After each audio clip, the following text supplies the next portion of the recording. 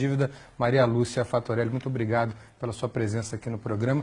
Eu queria que você tentasse explicar em 3 minutos, o que é difícil, a sua tarefa é árdua diante do massacre de propaganda do governo a favor da reforma da Previdência. Eu queria que você explicasse por que o déficit, o famoso déficit da Previdência, é na verdade um déficit fabricado, que é a tese que você defende, e queria que você explicasse isso à luz do parágrafo 194 da Constituição Brasileira. Em primeiro lugar, agradeço a oportunidade de estar aqui com vocês, uma honra para a Auditoria Cidadã da Dívida. E essa questão da Previdência, ela foi a maior conquista da Constituição Federal. Os constituintes colocaram no artigo 194 da Constituição a seguridade social, a segurança do povo.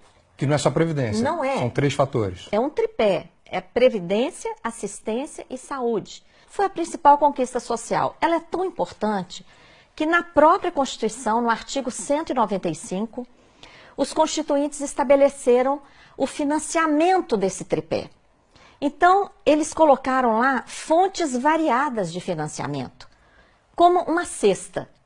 Nessa cesta, eles colocaram, primeiro, os trabalhadores e empregadores vão contribuir com uma contribuição para o INSS incidente sobre a folha, paga tanto pelos trabalhadores como pelos empregadores. Também, as empresas vão contribuir sobre o lucro. Então, foi criada a contribuição social sobre o lucro líquido. Criaram também a contribuição que incide sobre o consumo. Tudo que consumimos, bens, serviços, a COFINS, contribuição para o financiamento da Seguridade Social, que é a maior arrecadação do país.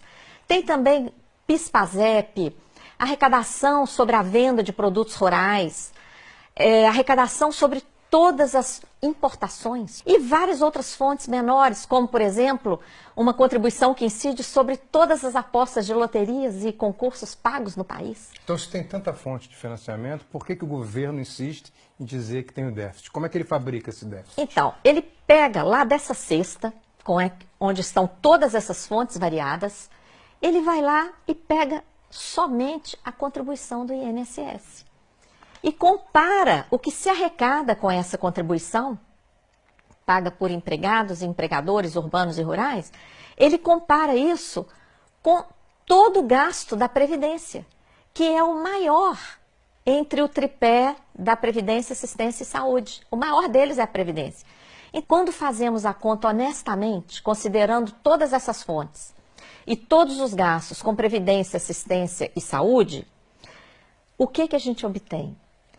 Uma sobra de recursos de dezenas de bilhões de reais todo ano. Sem falar que há dívidas de empresas que têm um montante de 350 bilhões com a Seguridade Social, né? Isso, a sobra de recursos ainda poderia ser muito maior, por causa da sonegação, que você menciona, que ultrapassa 400 bilhões de reais, segundo estimativas, inclusive a lista dos devedores da Previdência. As desonerações, que são setores que são liberados de contribuir para a Seguridade Social. Por exemplo, o agrobusiness. Então é uma infâmia muito grande. O governo libera o agronegócio de pagar a contribuição e depois fala que tem déficit. E ainda quer botar a culpa nos trabalhadores rurais, né? É uma inconsistência. A sobra de recursos é tão impressionante que existe a tal da DRU, a desvinculação. E por que desvinculação? Porque essa cesta de contribuições, elas são vinculadas pela Constituição para a Seguridade. Então, vem o governo, aumenta a DRU, que é essa mordida, morde atualmente 30% dos recursos da Seguridade Social, desvia principalmente para pagar juros da dívida pública. Que responde por quase 50% do nosso orçamento. Todo ano, né?